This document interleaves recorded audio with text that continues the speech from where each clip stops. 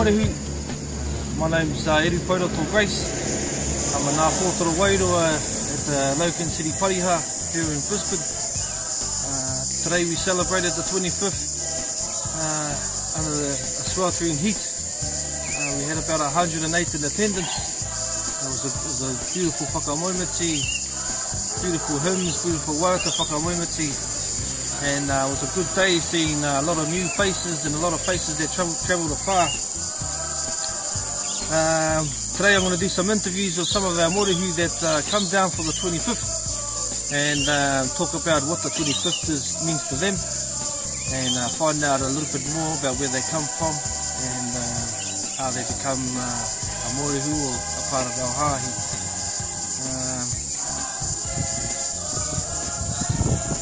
I'm over here in Brisbane. We call it Logan home, mate. You guys think it's hot over there, brother? 36 plus here. My name is Kiomaka Kumene. Come from a long lifeline from Mangakai. They say that's where the cows grow and where the doctors come from. Questions being asked, what's the 25th mean to me?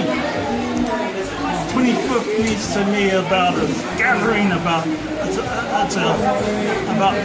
ngā Morehu, not even ngā Morehu, but ka koutou. You don't have to be Morehu, you don't have to be Latin to celebrate someone's birthday. That's what the 25th means to me. It's a time of gathering, it's a time of reflecting, it's a time of healing from last 25th into this 25th. So, you ask me what the 25th means to me, it's been gathering, healing, and thinking about what you've done over the past last year to here. So, to the dad, happy 25th. You're 142, mate. I guess you were still alive, mate. You would have been done miracles and miracles. And miracles. I heard stories from the old ones, from the old kaumata back in Mangakai. I followed those teachings in the reo. And yeah, so ka koutou, ngā whānau. I hope you enjoy your 25th like ka koutou's do. And that's from Ahi Claudia from Brisbane themselves. So from me to you, happy 25th. Hope you enjoyed the same. And ka koutou, thank you. From the age of 10, I came from the Logan River to there, and my parents lived at the back of the Manawa. And I was taught to do waitressing and washing dishes for the corporate and all that. And so by the time we reached teenagehood and become rebellious of the parents, then the band boys came. And it was awesome, it was beautiful. And TW Run, or the 25th to me, is reuniting with all of the Morehu from all over the Motu. That was our best occasion, because everybody helped in the kikuku, all the young ones. He didn't, to come over the loudspeaker as Arapa, your turn, Te Hapua, your turn to do the more breakfast, and Tauranga, get here, you the lunch, all those kind of things. It was getting together the day of the big ceremony of the 25th, knowing we couldn't get into the temple. Stayed out and met all the people from all over. And at the time I was brought up was when Dobson Paikia was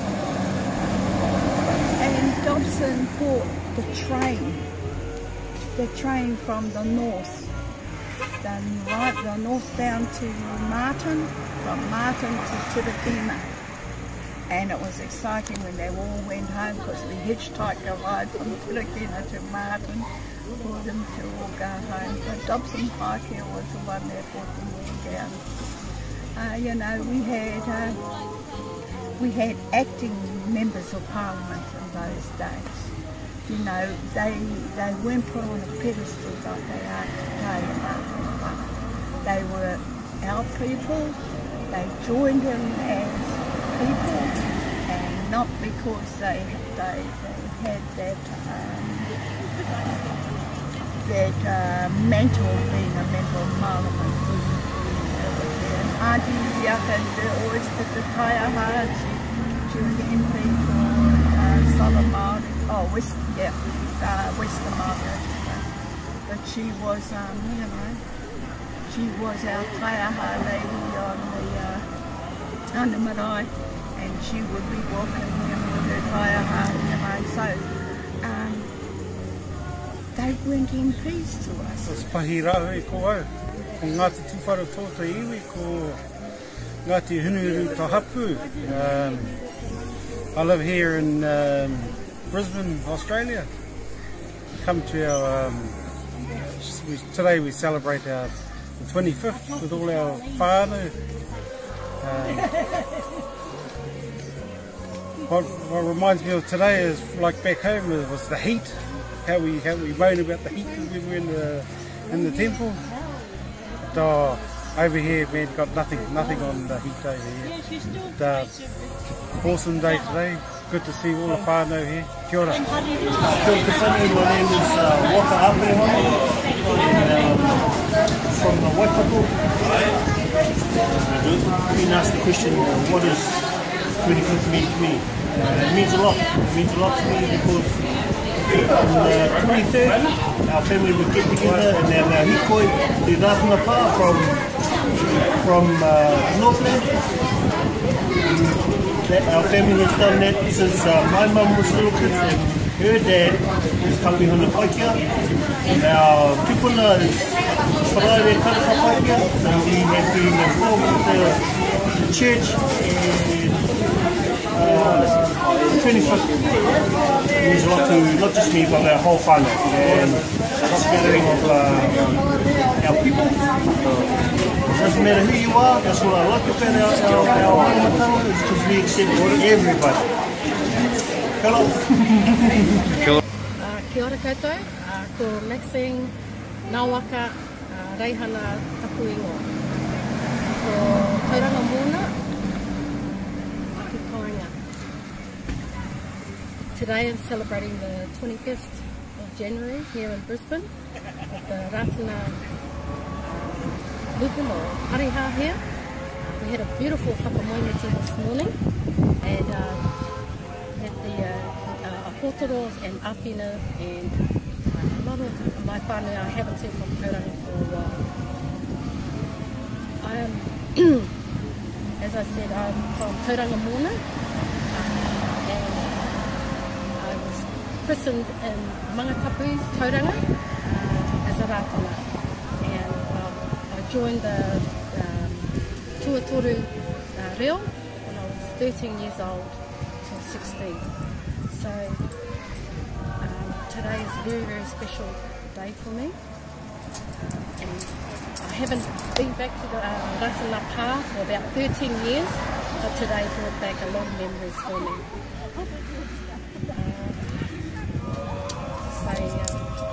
Tuatoru, the reo I was brought up within, gave me all my teachings and learnings of the Rātana movement through our apotoro, voice and barrel, and our bandmaster at the time was Johnson Paikako.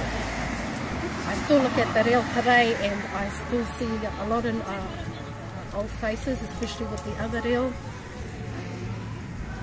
and also new reo that's come through the years. I must thank today the committee, that the Brisbane whānau have now created here, and I certainly will be contributing more time within the hāhi. Kia ora koutou katoa. Mahana kia koutou katoa I rutu te kāinga o Aotearoa.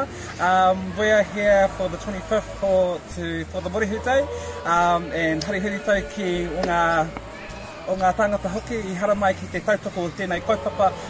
It's awesome, and it's awesome that we're all here to celebrate our Morehu Day because tiki te ora, and it's awesome. But we're so proud that we're here to share in this moment with every other Morehu that are here today, and great whakamoemiti. It's awesome to have all that whanangatanga. So yeah, it's not as wet as like it's back home, but it's hot here. Believe me, it's hot here. But other than that, we hope that you're all having a fabulous day back home because we're having a good one here. So, ngā mihi, ngā mihi. Kia ora. Kia ora whānau, I'm Wahia. I'm Wahia Purua from Tauranga. Come from Harini Marae and Rangatapu, Ngā Tahi Ngā Tihe. Morehu Day means to me is not only celebrating our father's birthday and everything, you know, that we work for throughout the hāhi, but also bringing all the family together, catching up with whānau that I haven't seen for many years, and also meeting new whānau from all other rōpus and iwis as well. So it's real good just to get a bit of light of where we're heading, but it's good. And that's pretty much it. Kia whai kūroria ono re haruria, kia koe I hua ngā mano. Matua tamo wairua tapu me ngā karere me ngā anehira pono. E te mānga hei teitoko mai, ai nei a ākane ai. Kia ora mai nā tātou, ko ingoa, ko Barry John York, tapu ingoa, ko Watangi, te hau kainga, I should say.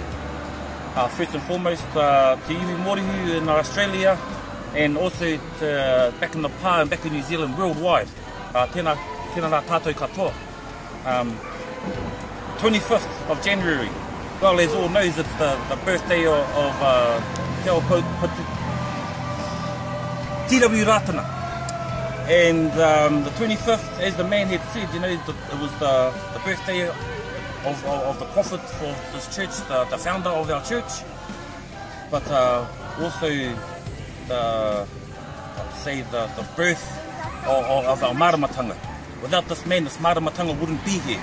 The Ratana Church wouldn't be established as it is in back in the pā, but also over here in Australia and worldwide.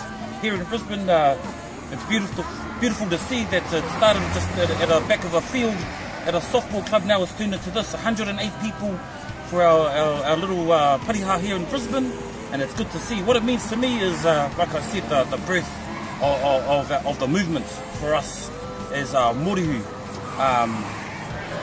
I was in a Morehu back in New Zealand, and I come over here to Australia with my wife and my kids, and now I'm in a portal. You know, what does that say? Every walks of life have guided me to this point to be in our portal and to service not only our Māori people, but the nations of people, the United Nations of Māori, and no matter what denomination and what religious background you may have or where you come from, it doesn't matter who you are. Iho is always there for you, and that is the essence of the maramatanga that T.W. Ratana has given us as a whole. So in closing, Tauterangi Māori, peace to yourself, and may Iho bless you in your travels of life. Ko reira, tēnā tautau, katoa, ngā mihi, matua tama wairua tapu me ngāna hera pono, te mānga hei tautoko mai, ai nei a ākane, ai. Kia ora koutou, my name's Piki Te Ora Manuel. I'm an āwhina, formerly from Māngere, Kia Maia Pariha, now based over here in Logan City, in Brisbane.